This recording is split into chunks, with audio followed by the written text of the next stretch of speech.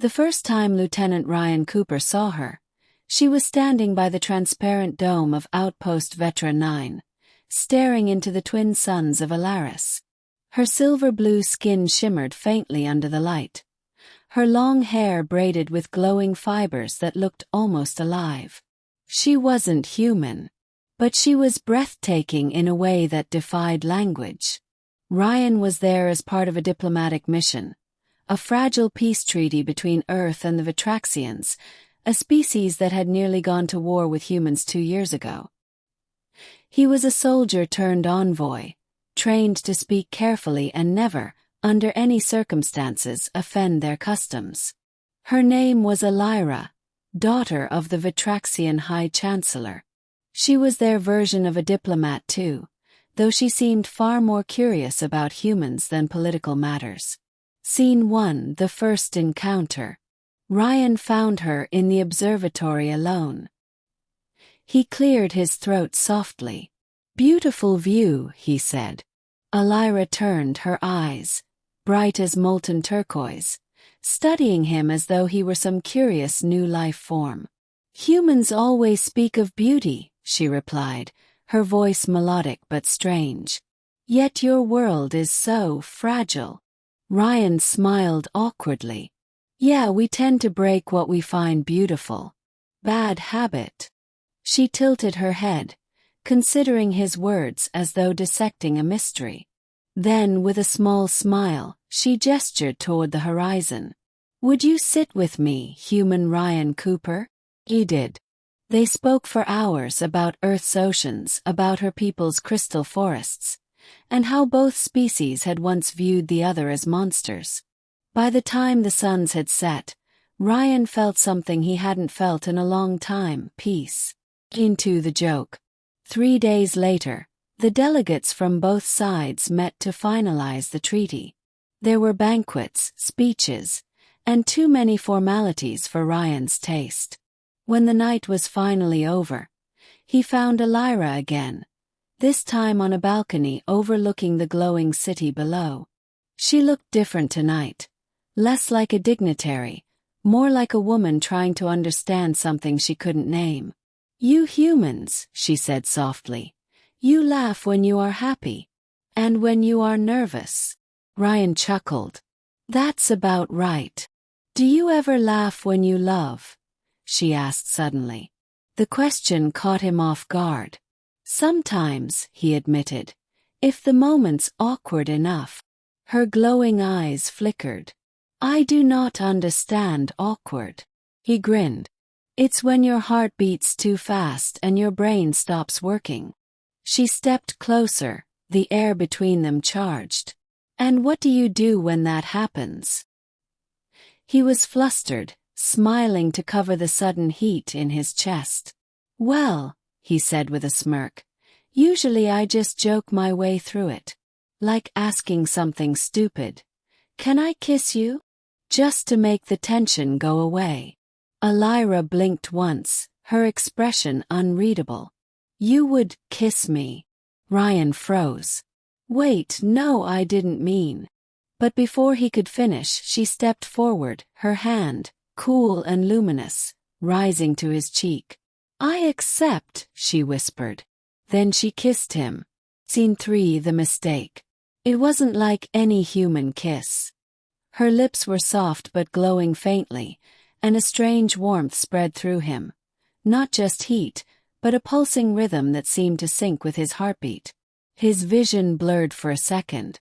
When she pulled back, her expression was grave. "It is done," she said. Ryan blinked. "What's done?" "The bond. You asked to share breath." "I accepted." Panic prickled through him. "Wait, Elira, that was a joke. Humans joke about things like that." "It's not." But she was already stepping away, confusion and hurt flickering in her eyes. "To ask for the sharing is sacred among my people. Means union. Life joined to life." "Oh no," Ryan groaned. "Oh hell no. He just proposed alien marriage by accident." Scene 4: Consequences. The next day, the Vitraxian council chamber erupted in whispers. The human envoy had bonded with the High Chancellor's daughter, a sacred ritual no outsider was ever meant to perform. Ryan tried explaining. It was a misunderstanding. I was joking. But the Chancellor's expression was cold. Among Vitraxians, there are no jokes about the heart. You have bound yourself to my daughter by your own words and lips. He was trapped. The treaty depended on peace, and breaking their sacred ritual could be seen as an insult, or worse, an act of war. Alyra stood silently beside him, her expression unreadable. But when the council adjourned, she followed him out. You regret it, she said quietly. He sighed. It's not that simple. I just didn't mean to trick you. Her gaze softened slightly.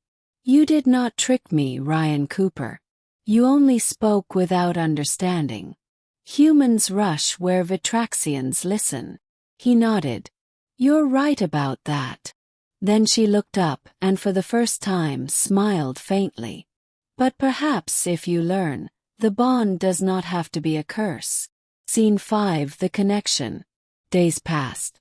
They were required to spend time together as part of a cultural study, to ensure the bond was not violated. It should have been awkward, but it wasn't. Ryan taught her about Earth's music, showing her old recordings of songs that spoke of love and heartbreak. She showed him how Vitraxians communicated through color pulses, tiny shifts in the light of their skin that revealed emotions words couldn't. Slowly, what began as an accident grew into something real. He found himself waiting for her laughter, strange and melodic, and she began teasing him in her own way, mimicking his human slang and calling him Captain Awkward. One evening she reached for his hand. Your pulse slows when you are near me now, she said softly. Perhaps the bond has found balance. He smiled. Or maybe I'm just getting used to the idea. Her eyes glowed faintly brighter.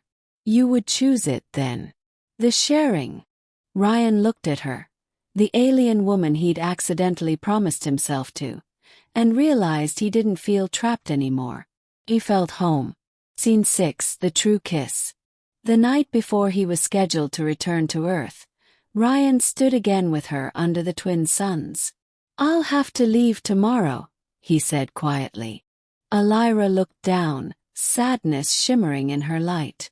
Our bond will fade if you go too far. Then maybe, he whispered, we should make it official this time. Her head lifted, surprise in her eyes. He smiled gently. This time I'm not joking. Can I kiss you? For a long heartbeat, she didn't answer. Then she stepped closer, her voice trembling like starlight. Yes, human Ryan Cooper. You may. Their lips met again, but this time it wasn't an accident. It was a promise. The glow that surrounded them pulsed brighter than before, swirling around their forms like two souls merging in light. When it faded, they stood together, their heartbeats echoing as one. Scene 7. Epilogue. Months later, the humans and Vitraxians signed a historic peace accord.